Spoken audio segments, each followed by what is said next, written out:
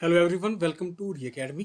इस वीडियो में हम लोग देखने वाले हैं एग्ज़ाम ओरिएंटेड चीज़ें जो आपके एग्ज़ाम के लिए बहुत ज़्यादा इंपॉर्टेंट है। डायरेक्ट क्वेश्चन आपको इन टॉपिक से देखने को मिल सकता है। यहाँ हम लोग कवर करने जा रहे हैं इंटरनेशनल ऑर्गेनाइजेशंस, उनके हेडक्वार्टर कहाँ हैं और उनके रिसेंट टाइम में प्रेसिडेंट कहाँ हैं। तो ये बहुत ही फ्रीक्वेंट टॉपिक है, बहुत ही ज़्यादा क्वेश्चन इस टॉपिक से हर एक एग्ज़ाम में पूछे जाते हैं। ठीक है, मैं अपने एक्सपीरियंस के बेस पे कह रहा हूँ, यहाँ से क्वेश्चन होते हैं। आजकल क्या पूछ रहा है कि प्रेसिडेंट कौन है। जनरली ये भी पूछ लेते हैं कि प्रेसिडेंट कौन सी कंट्री से है। लेकिन फिर भी दो चीज़ें हैं जो कि बहुत इंपॉर्टेंट होती हैं, उनके हेडक्वार्टर। तो ये पढ़ेंगे इस वीडियो में हम लोग। तो स्टार्ट करते हैं इस वीडियो को। तो पहला जो आपका है ऑर्गेनाइजेशन वो है ILO, इंटरनेशनल लेबर ऑर्गेनाइजेशन। तो ILO जो है उसका हेडक्वार्टर कहाँ है? जिनेवा, जो कि स्विट्जरलैंड में है। बहुत इंपॉर्टेंट है, याद रखना आपको। और उसके अभी हेड कौन है? यहाँ देखिए, गिलबर्ट एफ होंगबो। ठीक है, ये नाम और प्रोनाउंसिएशन आपको देख लेना है, मेरी शायद थोड़ी गलती हो सकती है। तो अभी है गिलबर्ट एफ होंगबो, इनकी फोटो है यहाँ पे। तो अभी ये प्रेसिडेंट है और आपका हेडक्वार्टर है यहाँ पे ILO का स्विट्जरलैंड में, जिनेवा में। तो ये चीज़ें आपको याद रखनी है। नेक्स्ट है इंटरपोल। अब इंटरपोल, इसका फुल फॉर्म होता है इंटरनेशनल क्राइम पुलिस ऑर्गेनाइजेशन। तो याद रखना है आपको। हेडक्वार्टर है इसका लियोन, फ्रांस में। और इसके जो अभी हेड हैं वो है अहमद नसीर अल रईसी। ठीक है, और इस टॉपिक से जो करंट अफेयर है वो ये है कि अभी इसका 19th जनरल असेंबली जो कॉन्फ्रेंस हुआ था, जो कि न्यू दिल्ली में ही हुआ था, जिसको इनॉग्रेट किया था प्रधानमंत्री जी ने, और उसमें स्पीच दिया था हमारे गृह मंत्री अमित शाह जी ने। ठीक है, तो ये करंट अफेयर था इसका। तो ये भी आपका रखना कि 19th जनरल असेंबली का कॉन्फ्रेंस हुआ था न्यू दिल्ली में, पूछ सकता है आपसे। इसके बाद है कॉमनवेल्थ। जो कि कॉमनवेल्थ जो है आपका, जो भी कॉलोनीज कंट्रीज थी ब्रिटेन की, उनका जो ग्रुप है कॉमनवेल्थ। तो कॉमनवेल्थ की जो सेक्रेटरी है उनका नाम जो है वो है आपका पैट्रिका स्कॉटलैंड। पैट्रिका स्कॉटलैंड, अब नाम याद रखना थोड़ा इजी है।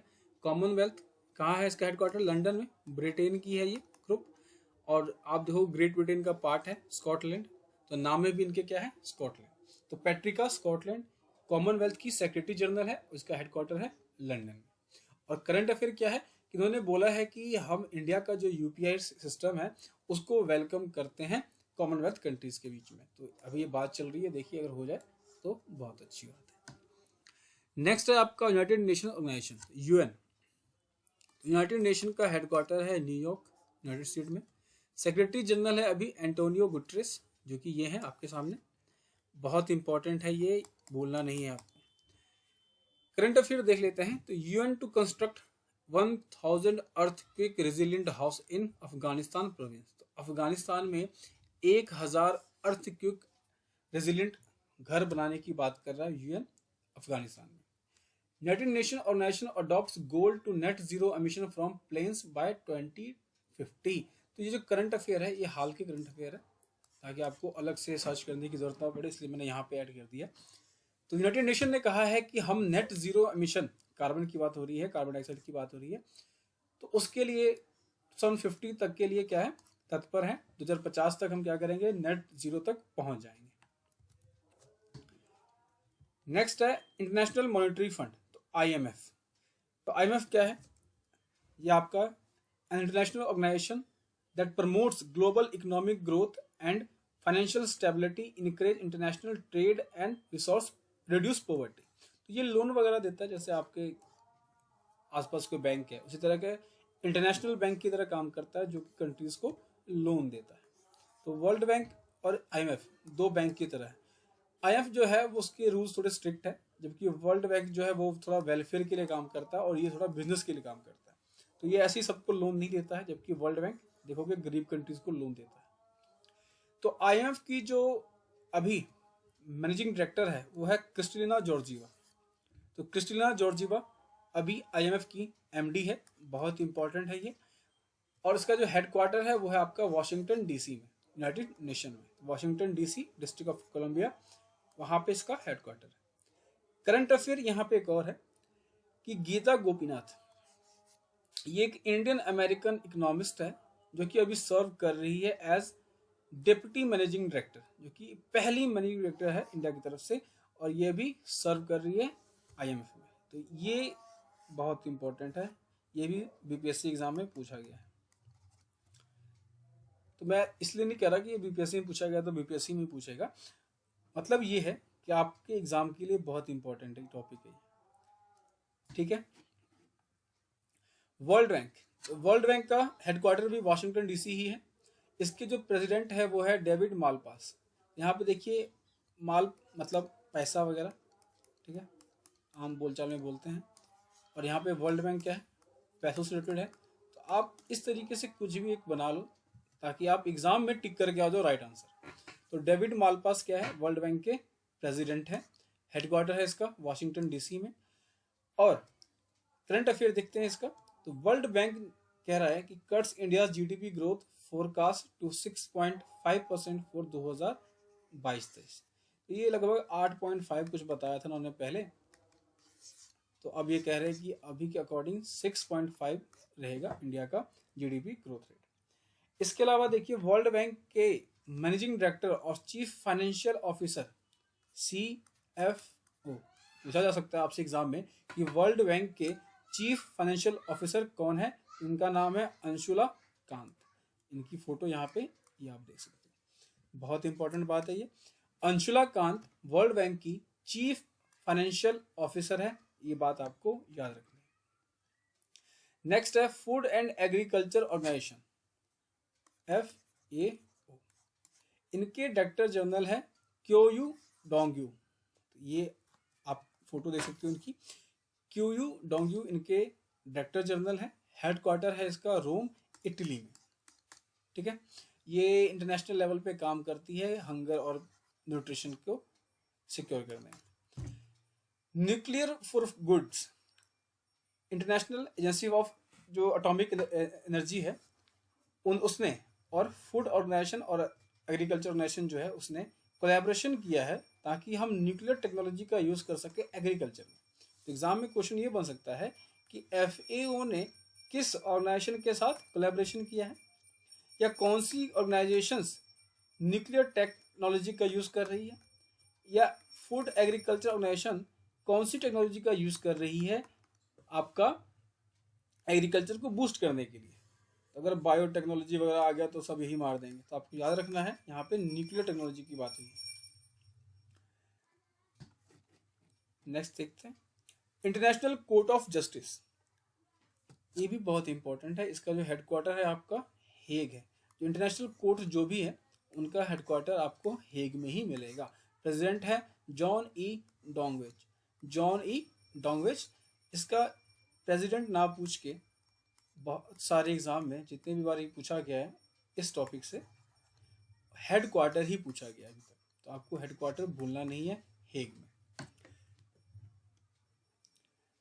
इसके बाद है यूनेस्को। यूनेस्को की फुल फॉर्म देख सकते हो, United Nations Educational Scientific and Cultural Organisation. UNESCO का जो हेडक्वार्टर है वो आपको फ्रांस के पेरिस शहर में देखने को मिलता है, और डायरेक्टर जनरल जो है वो है ऑन्ड्रे अजोले डायरेक्टर जनरल है। अब देखिए एक चीज़ मैं बताता हूँ आपको, ये टॉपिक आपको बुक में ही मिल जाएगी। ये टॉपिक मैं आपको यहाँ भी करवा रहा हूँ। बुक से कई बार क्या होता है कि हम नहीं पढ़ते हैं या पढ़ने का मन नहीं होता, तो वीडियो से क्या होता है कि आप 10 मिनट या 15 मिनट की जो वीडियो है उसको देखते हो तो आपका टॉपिक कवर हो जाता है। ठीक है। इस टॉपिक को कवर करने के लिए आप क्या करो, शॉर्ट फॉर्म में देखिए, ये चीज़ों को मैं भी ऐसे बना के लिख सकता था। ये ऑर्गेनाइजेशन है, इसका हेडक्वार्टर ये है और इसका प्रेसिडेंट ये है। जितना समराइज करके मैं आपको दूंगा उतना ही आपके लिए मतलब बेकार हो जाएगा, आप नहीं पढ़ोगे उतना। अभी मैंने इस तरीके से लिख दिया थोड़ा बहुत करंट अफेयर ऐड करके, तो आप खुद से क्या करो, एक छोटे से पेज पे छोटा सा पेज फाड़ो, उस पर छोटे छोटे राइटिंग में कवर करके खत्म कर दो इसको। मतलब आप अपने से शॉर्ट नोट्स बना लो, ऑर्गेनाइजेशन ये है, हेडक्वार्टर ये है और प्रेसिडेंट ये है, ऐसे करके तो आपको याद हो जाएगा, आपके नोट्स बन जाएंगे। अगली बार देखोगे तो याद रहेगा, और एग्जाम में भी आप चीज़ों को विजुअलाइज करके टिक कर सकते हो। ठीक है। UNESCO finds that some iconic world heritage glaciers will disappear by 2050। ये अभी का करंट अफेयर है। तो आपसे पूछा जा सकता है कि यूनेस्को के अकॉर्डिंग जो कुछ आइकॉनिक वर्ल्ड हेरिटेज साइट्स है जो कि ग्लेशियर के फॉर्म में है, वो कब तक डिसअपियर हो जाएगा, कब तक का प्रोडिक्शन लगाया है यूनेस्को ने 2050 के लिए। इसके अलावा ये पूछा जा सकता है कि कौन सी कंट्री में सबसे ज्यादा यूनेस्को वर्ल्ड हेरिटेज साइट है। तो आंसर होगा इटली में। तो इटली में सबसे ज्यादा वर्ल्ड हेरिटेज साइट है यूनेस्को का। इसके अलावा पूछा जा सकता है कि इंडिया में टोटल कितने साइट्स को यूनेस्को वर्ल्ड हेरिटेज साइट घोषित किया गया है। तो 40 साइट्स है, ठीक है। तो 40 साइट्स हैं जिनको वर्ल्ड हेरिटेज साइट घोषित किया गया है इंडिया में। तो ये सारा डाटा आपको याद रखना है। नेक्स्ट है United Nation Children's Fund, UNICEF, United Nation Children's Fund. अब देखिए इसका जो है आपको फुल फॉर्म पूछ सकता है। क्यों पूछ सकता है? क्योंकि इसमें 6 लेटर है, फुल फॉर्म में आप देखोगे 4 ही वर्ड है। तो अगर आपको दे दिया जाए ऑप्शन तो कंफ्यूज होके कोई भी गलत कर सकता है इसको। तो याद रखना है आपको, यूनाइटेड नेशंस चिल्ड्रंस फंड इसका फुल फॉर्म है यूनिसेफ का। किसके लिए काम करता है? बच्चों के लिए काम करता है। क्या काम करता है? प्रोटेक्ट करता है बच्चों के राइट्स को हर जगह, ठीक है। हेडक्वार्टर है इसका न्यूयॉर्क, यूनाइटेड स्टेट में। हेड है इसकी कैथरीन एम रसेल। तो यूनिसेफ की जो प्रेसिडेंट है, हेड है, वो है एम रसेल। इसके अलावा Mrs Cynthia McCaffrey joins as UNICEF representative to India. तो इंडिया में अभी ये रिसेंट का करंट अफेयर है, देखिए 25 अक्टूबर का। तो इंडिया में अभी रिप्रेजेंटेटिव के रूप में यूनिसेफ का कौन काम कर रही है? Cynthia McAfee. UNICEF India on Sunday launched the Northeast chapter of the Radio for Child platform in which radio professionals will be roped in the help create innovative messages on children's and women's issue in the region।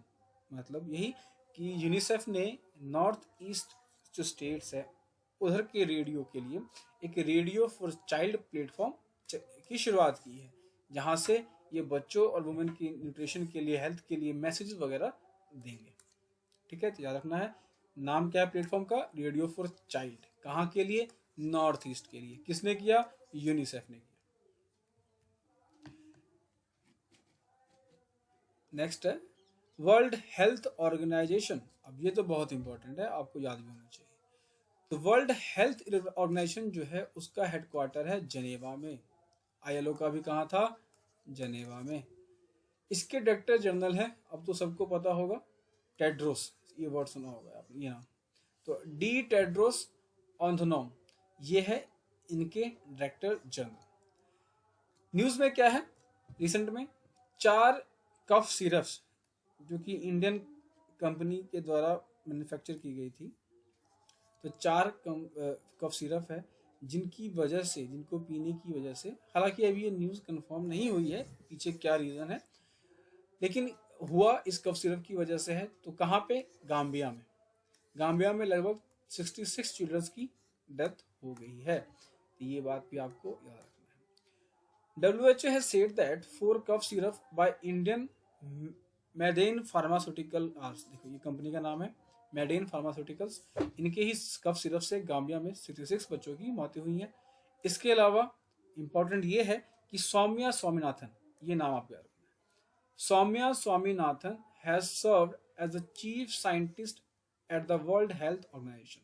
तो पूछा जा सकता है कि WHO में India की तरफ से चीफ साइंटिस्ट कौन है? तो सौम्या स्वामीनाथन, गीता गोपीनाथ नहीं है। नेक्स्ट है नाटो। देखिए नाटो का क्या है, आपको तो फुल फॉर्म पता होना चाहिए। तो नाटो का फुल फॉर्म है नॉर्थ अटलांटिक ट्रीटी ऑर्गेनाइजेशन, ठीक है। नाटो का फुल फॉर्म है North Atlantic Treaty Organisation. Headquarter है इसका ब्रुसेल्स, बेल्जियम में, और सेक्रेटरी जनरल है इनके जनरल जेंस स्टोलनबर्ग। ये इनकी फोटो है, जनरल जेंस स्टोलनबर्ग। आपको हेडक्वार्टर याद होना चाहिए, स्टोलनबर्ग याद होना चाहिए, फुल फॉर्म याद होना चाहिए। ठीक है, इसके बाद की जो न्यूज़ है वो देख लेते हैं। तो देखिए यूक्रेन क्राइसिस भी जो है वो नाटो की वजह से ही है। देखिए यहाँ पे यूक्रेन है, ये सब नाटो कंट्रीज हैं, ये नाटो में जाना चाहते हैं और ये भी जाना चाहते थे, जिनकी वजह से रशिया ने इन पे अटैक किया है। तो न्यूज़ में क्या है कि टर्की ने वार्न किया फिनलैंड और स्वीडन को कि नाटो में जाने से पहले जो नेसेसरी स्टेप्स है वो आप ले लो। तो आपसे पूछा जा सकता है कि कौन सी दो कंट्रीज का अभी जो डिक्लेरेशन है नाटो में वो पेंडिंग है। तो फिनलैंड और स्वीडन, ये दो कंट्री। हालांकि फिनलैंड को धमकी भी मिली है रशिया की तरफ से, लेकिन फिर भी ये जाना चाहते हैं अपनी सिक्योरिटी के लिए। देखिए जब आप वर्ल्ड रिलेशन पढ़ोगे, जब मैं अगली क्लास लूँगा, मैंने एक वीडियो बनाई है जिसपे हमने बेसिक्स ऑफ इंटरनेशनल रिलेशन देखा है। अगली वीडियो में बताऊंगा कि ये नाटो में नहीं है, ये भी नहीं है, लेकिन जाना चाहते हैं। ये जो ऑर्गेनाइजेशन है, ग्रुप है, ये भी एक इनसिक्योरिटी का नतीजा है ना। कहीं ना कहीं जो नाटो कंट्रीज है ये इनसिक्योर थे, इसीलिए उन्होंने एक ग्रुप फॉर्म किया है अगेंस्ट रशिया। अब क्या है, ग्रुप भी इनसिक्योरिटी की वजह से फॉर्म हुआ है और ये ग्रुप में भी जाना चाहते हैं इनसिक्योरिटी की वजह से, रशिया की वजह से। ठीक है, रशिया ने भी इसके अगेंस्ट में वॉर्सो पैक्ट साइन किया था, मैंने बताया था पिछली वीडियो में। तो वो अलग चीज़ें हैं, लेकिन ये जो ऑर्गेनाइजेशन है ये इनसिक्योरिटी का नतीजा है वर्ल्ड अफेयर के अकॉर्डिंग। ठीक है, और अभी फिनलैंड और स्वीडन ये दोनों ही पेंडिंग में चल रही है, तो ये आपको नाम याद रखना। नेक्स्ट ऑर्गेनाइजेशन है यूरोपियन यूनियन, जो कि 1958 में बना था। हेडक्वार्टर है इसका ब्रुसेल्स में। प्रेसिडेंट है उर्सुला वंडर लेयन। तो यहाँ पे the European union is a super national political and economical union है, जो कि 27 देश है। आपको नंबर याद रखना है। नंबर क्यों याद रखना है और क्यों पूछ सकता है, क्योंकि अभी ब्रिटेन इससे निकल गया है, ब्रेक्जिट हुआ है। तो एक कंट्री जो कि जब 28 थे, तो अब एक कंट्री क्या है, कम हो गया। तो आपसे पूछ सकता है कि अभी कितने कंट्री है, तो अभी 27 कंट्री है।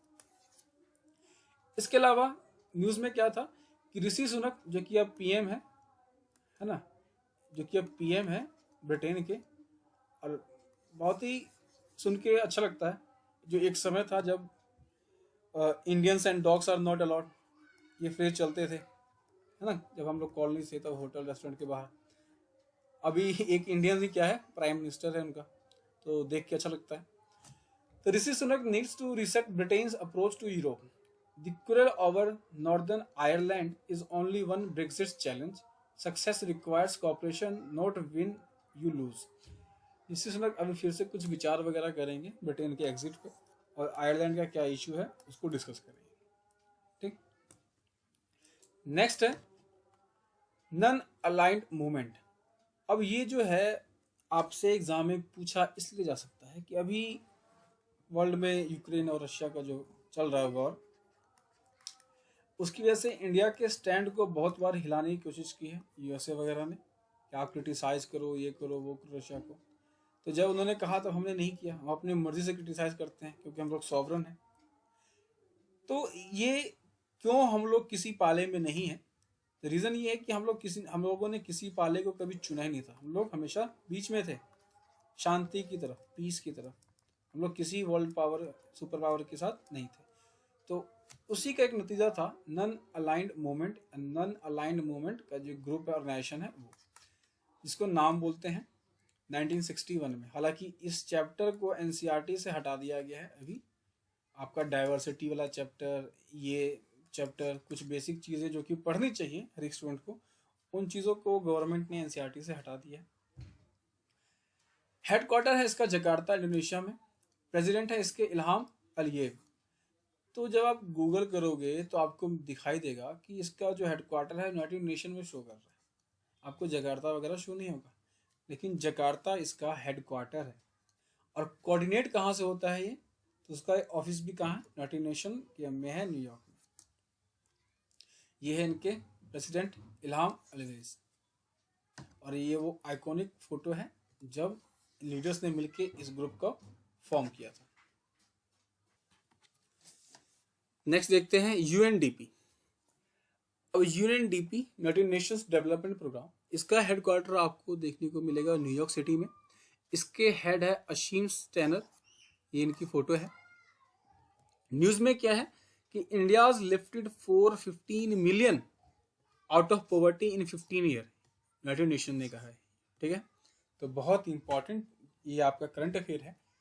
इसमें पूछा जा सकता है आपसे कि किस ऑर्गेनाइजेशन ने कहा है कि हमने 415 मिलियन लोगों को पॉवर्टी से बाहर निकाल दिया है 15 सालों में।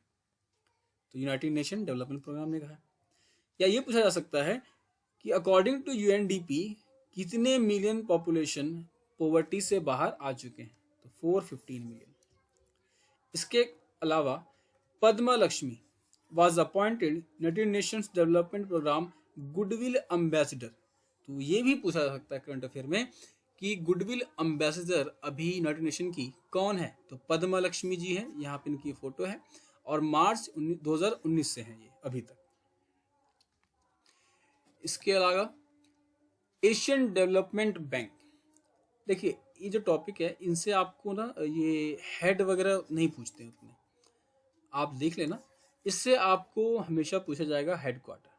तो एशियन डेवलपमेंट बैंक का हेडक्वार्टर आपको मनीला फिलीपींस में मिलेगा। और न्यू डेवलपमेंट बैंक जो कि ब्रिक्स के अंडर है, ब्रिक्स कंट्री का बैंक है, वो आपको मिलेगा शंघाई चाइना में। अगर आप ये याद रख लो कि न्यू डेवलपमेंट बैंक ब्रिक्स का बैंक है जिसमें चाइना तो आपको दिखेगा ही, तो आप इसका हेडक्वार्टर भी मार्क कर दोगे एग्जाम में, शंघाई चाइना, बीजिंग में नहीं है, शंघाई में। नेक्स्ट है आपका यहाँ पे आसियान। तो आसियान कंट्रीज का जो हेडक्वार्टर है वो आपको मिलेगा जकार्ता इंडोनेशिया में। ठीक है, association of south east Asian nation, तो इसका फुल फॉर्म भी याद रखना है। इसके बाद सार्क कंट्रीज हैं, तो south Asian association for regional cooperation, ये इसकी फुल फॉर्म है। फुल फॉर्म्स बेसिक आपको याद होनी चाहिए एग्जाम के लिए।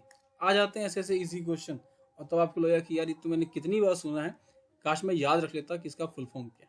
तो south Asian association of regional corporation, इसके मेंबर स्टेट देख लो आप, अफगानिस्तान, बांग्लादेश, भूटान, इंडिया, मालदीव, नेपाल, पाकिस्तान और श्रीलंका।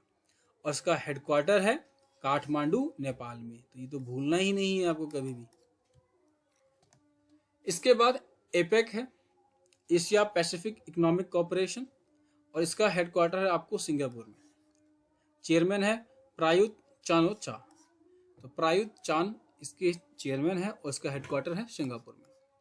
इसके अलावा बिम्स्टेक है एक ऑर्गेनाइजेशन, बहुत न्यूज़ में रहा था 2019 के बाद, 20 में तो बहुत ज़्यादा न्यूज़ में रहा था ये, जब हम लोग ब्रिक्स को इग्नोर कर रहे थे चाइना की वजह से, जब गलवान वैली का इंसिडेंट हो रहा था तो हम लोग बिम्स्टेक की तरफ बढ़ रहे थे। तो इसके कंट्रीज ये रहे आपके सामने। इसके अलावा आपको ये देखना है कि ये जो है इसका हेडक्वार्टर आपको मिलेगा ढाका बांग्लादेश में। सेक्रेटरी जनरल है तेंजिन लेकपैल भूटान। ठीक है, तो लेकपैल जो कि भूटान के हैं, तो ये इनके सेक्रेटरी जनरल है। कंट्रीज में कौन से हैं, बांग्लादेश है, नेपाल है, भूटान है, म्यांमार है, थाईलैंड है, इंडिया है और श्रीलंका है। ये कंट्रीज हैं जो कि बिम्स्टेक का पार्ट है, 7 मेंबर कंट्रीज हैं।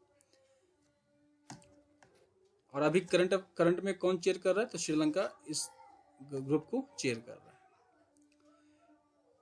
अगला है United Nation Human Right Council. तो United Nation Human Right Council का जो हेडक्वार्टर है वो भी जिनेवा स्विट्जरलैंड में है। फेडरिको विलेगास, तो फेडरिको विलेगास प्रेसिडेंट है 16 cycle.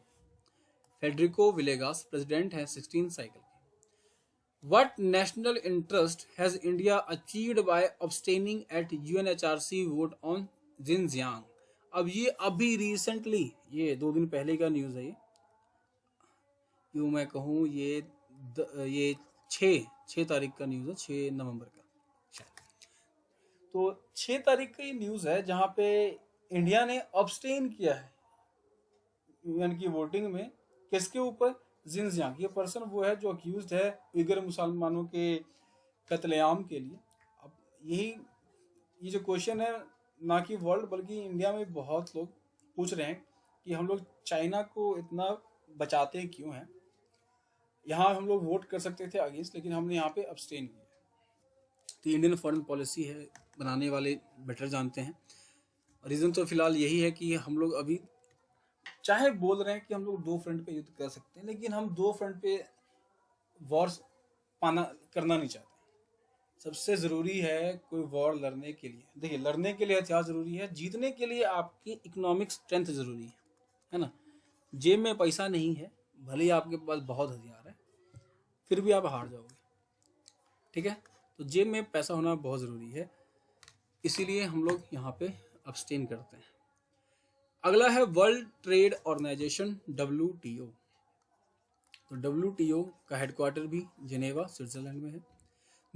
Where the WTO headquarter is located, president है इसकी ओकोंजो एवेला। तो नोगोजी ओकोंजो एवेला इसके प्रेसिडेंट है, ये उनकी फोटो रही। India opposes group consultation of on food subsidies programme at WTO। अब WTO क्या है ना कि ये ट्रेड ऑर्गेनाइजेशन है, तो ये हमेशा इंडिया को कहते हैं कि आप अपने किसानों को ना ये किसान लोन माफ़ करना छोड़ दो, सब्सिडी देना छोड़ दो, खाद सब्सिडी, पानी की सब्सिडी, हर चीज़ पे सब्सिडी देते हैं हम लोग यहाँ पे। तो ये फेयर मार्केट नहीं बनाता वर्ल्ड में, क्योंकि इंडिया का जो सामान है, अनाज है, वो सस्ता पड़ता है ना, क्योंकि गवर्नमेंट बहुत सारी चीज़ों को खर्च को अपने ऊपर बेयर करती है। तो इस वजह से क्या होता है कि वर्ल्ड मार्केट में इंडिया का राशन सस्ता मिलता है दुनिया को। नेक्स्ट जो है वो है आपका Shanghai Corporation Organisation SCO। SCO का ऑर्गेनाइजेशन है बीजिंग चाइना में। प्रेसिडेंट है इस जो है उसके 3 साल के लिए होते हैं, और सेक्रेटरी जनरल जो कि यही प्रेसिडेंट नहीं होगा यहाँ पे, सेक्रेटरी जनरल जो होगा वो ज़ैंग मिंग है। तो ज़ैंग मिंग है जो कि चाइना के हैं, ये सेक्रेटरी जनरल है। इनका नाम याद रखना मत रखो, कोई दिक्कत नहीं है। हेडक्वार्टर आपको पता होना चाहिए चाइना के बीजिंग में। At SCO meeting India refuses to endorse Chinese president Xi's contribution ambitious BRI। तो जो BRI को लेके चाइना इंडिया को कहते रहता है कि आप भी BRI के पार्ट बन जाओ, ठीक है, उसको हम लोग हमेशा नकारते रहते हैं। और जो पाक ऑक्यूपाइड रीजन से जो BRI प्रोजेक्ट बढ़ रहा है उसको हम लोग यहाँ पे क्रिटिसाइज करते हैं। नेक्स्ट है ब्रिक्स। तो ब्रिक्स में कंट्रीज कौन सी है? ब्राजील, रशिया, इंडिया, चाइना और साउथ अफ्रीका। 2008 में आई थिंक ये ऐड हुआ है। हेडक्वार्टर है इसका शंघाई चाइना में। इसके अलावा एक इम्पॉर्टेंट है जो कि है आपका इंटरनेशनल सोलर अलायंस। ये क्वेश्चन बन सकता है इससे, क्योंकि ये जो ग्रुप है, मैंने आपको इंटरनेशनल रिलेशन क्लास में भी बताया था, ये जो ग्रुप है इंडिया और फ्रांस ने मिल के स्टार्ट किया था, दोनों ने मिल के स्टार्ट किया था। अब ये सेकंड लार्जेस्ट मेंबर वाला ऑर्गेनाइजेशन बन गया है। तो UN के बाद अभी सबसे ज़्यादा जो मेंबर है इंटरनेशनल सोलर अलायंस में ही है। तो ये एक तरीके की सॉफ्ट पावर गेन करना हुआ, जहाँ पे हम लोग एक अलायंस तो फॉर्म कर रहे हैं, लेकिन किसी लड़ाई झगड़े के लिए नहीं, बल्कि एक कॉमन गोल के लिए, इन्वायरमेंट के लिए। हेडक्वार्टर है इसका गुरुग्राम हरियाणा में, और अभी इसके डायरेक्टर जनरल है अजय माथुर। क्वेश्चन आपसे ये पूछा जा सकता है कि अभी जो लेटेस्ट मेंबर है ISA के वो कौन है? तो एंटुगा और बारबोडा। तो ये 2 कंट्रीज अभी रिसेंटली ज्वाइन हुए हैं ISA को, तो आपने इन दोनों कंट्री का नाम भी याद रखना है। ठीक है, तो ये था आपका वीडियो इंटरनेशनल ऑर्गेनाइजेशन के हेडक्वार्टर और उनके प्रेसिडेंट या सेक्रेटरी जनरल जो भी उनको हेड कर रहे हैं उनके ऊपर। बहुत इंपॉर्टेंट टॉपिक है, आप इस टॉपिक को याद कर लो। नहीं याद होता है तो कम से कम 2 से 3 बार आप देख लो, और अपने अकॉर्डिंग एक पेज पे चीज़ों को अरेंज करो, समराइज करो। जैसे कि मैं बताऊँ, इसमें हमने 3-4 ऐसे ग्रुप देखे, ऑर्गेनाइजेशन देखे जिनका हेडक्वार्टर जनेवा में था। तो आप क्या करो, जनेवा लिख के कौन कौन से हेडक्वार्टर है वो लिख डालो। ये ILO है, ठीक है, WTO है, ऐसे करके लिख डालो कि कौन कौन से जनेवा में। तो आप देखोगे इसका आपको बहुत ज़्यादा फायदा एग्जाम में मिलेगा। ठीक है, तो ये था इस वीडियो का अंत। तब तक के लिए ख्याल रखिए, स्वस्थ रहिए। Thank you.